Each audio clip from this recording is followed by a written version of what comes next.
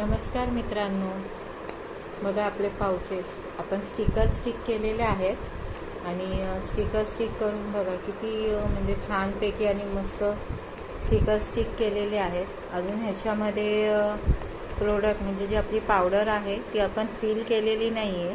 आधी आपण स्टिकरचं काम करून घेतो, कारण का जेणेकरून हे स्टँडअप पाऊच आहेत, जेणेकरून स्टिकर स्टिक करताना किंवा नंतर काही प्रॉब्लेम नको यायला, ते नीट आणि क्लीन झालं पाहिजे आपलं वर्क।